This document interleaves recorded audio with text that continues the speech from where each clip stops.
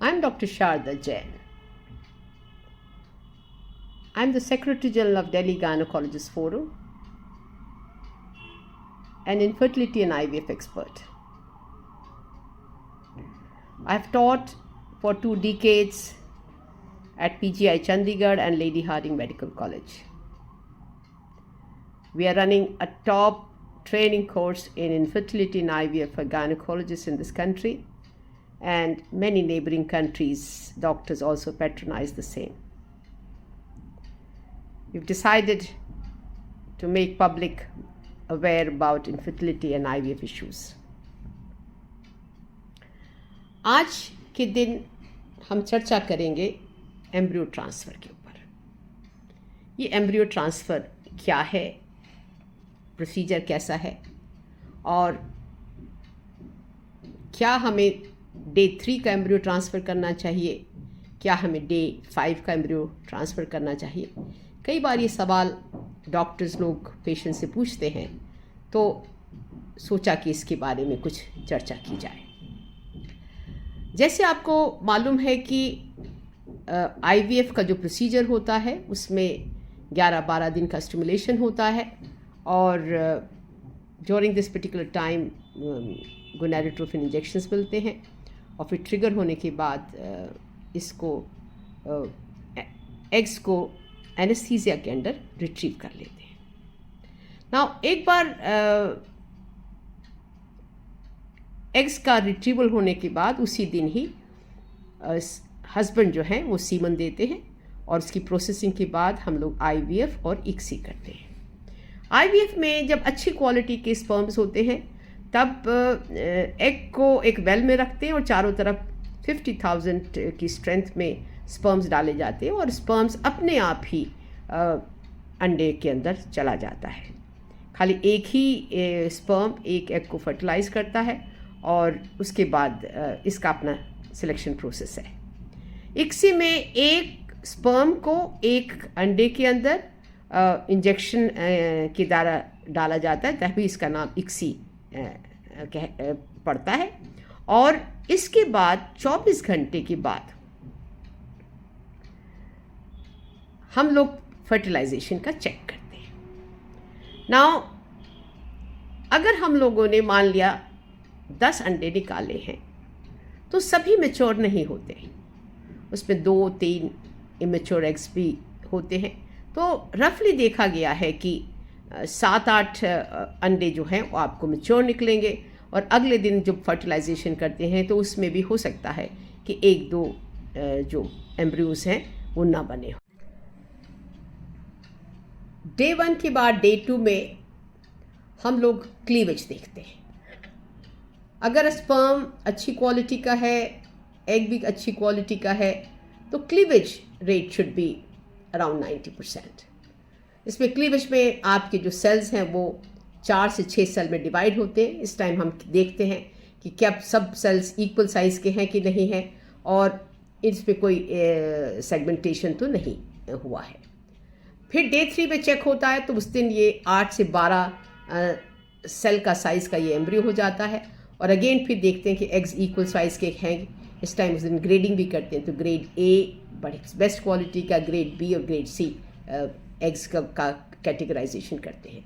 और इस दिन हम लोग पूछते हैं पेशेंट से कि अगर हम लोग डे 3 का ट्रांसफ़र कर रहे हैं या हम डे 5 का ट्रांसफ़र कर रहे हैं, क्योंकि उसकी काउंसलिंग बहुत ज़रूरी है और उसकी परमिशन भी बहुत ज़रूरी है। उस टाइम पेशेंट्स पजल में आ जाते हैं कि हमें क्या करना चाहिए, हमें तो इसके बारे में जानकारी नहीं है। तो एक बात बिल्कुल क्लियर है, ये ना सोच के रखें कि डे 3 का ट्रांसफ़र बेकार है। देखा गया है कि डे 3 का ट्रांसफ़र हम तब करते हैं जब हमारे पास जो एम्ब्रियोज हैं वो कम है, जबकि आजकल बहुत सारे पेशेंट लो ओवेरियन रिजर्व के पेशेंट्स आते हैं, एज सच ही उनके पास जो है उनका AFC काउंट कम होता है, उनका AMH भी कम होता है, तो अंडे भी कम निकलते हैं। तो अगर हमारे पास अंडे कम हैं तो हम उसको डे 3 का ट्रांसफ़र करते हैं। या प्रीवियस हिस्ट्री अगर आपको है कि IVF की कोई फेलियर की हिस्ट्री नहीं, तो भी हम डे 3 में ट्रांसफ़र कर सकते हैं। और अभी लैब की बहुत ज़्यादा मैच्योरिटी नहीं है, छोटी लैब है, इतना क्वालिटी का हमें एश्योरेंस पता नहीं, तो भी हम डे 3 का अंडे ट्रांसफ़र करते हैं। ये डे 5 का जो एम्ब्रियो ट्रांसफ़र है हम कब करते हैं? जब हमारे पास इनफ एम्ब्रियोज हो और हम उसको ब्लास्टोसिस्ट की स्टेज तक ले जा सकेंगे। ब्लास्टोसिस्ट आप मान के चलिए जितने भी एग्स निकाले जाते हैं या एम्ब्रियोज बनाते हैं तो ब्लास्टोसिस्ट की स्टेज तक 25 to 30% ही पहुंचते हैं। हर एम्ब्रियो ब्लास्टोसिस्ट की स्टेज तक नहीं जाता। तो एक बात तो बिल्कुल क्लियर है, ये क्लैरिटी बहुत होनी बहुत ज़रूरी है। बट जब भी प्रीवियस IVF फेलियर है हमारी इच्छा रहती है कि हम उसको ब्लास्टोसिस्ट के स्टेज में ले जाएं। ब्लास्टोसिस्ट हम तभी ट्रांसफ़र करते हैं जब हमारी लैब की क्वालिटी अच्छी है, हमारा ब्लास्टोसिस्ट अच्छा बन रहा है और हमारे पास previous history of IVF failure है। नाउ इन सब चीज़ों को देखने के बाद हमारा ये देखना बहुत ज़रूरी है कि ब्लास्टोसिस्ट के बारे में मैं थोड़ा ज़रूर बताऊंगी। डे 3 के बाद ये सेल्फ सिलेक्शन प्रोसेस से ही वो ब्लास्ट के स्टेज पे जाता है, तो ये ज़्यादा स्टर्डी हो जाता है। देखा गया कि प्रेगनेंसी रेट इनमें 10% ज़्यादा होते हैं, इससे ज़्यादा फ़र्क नहीं है।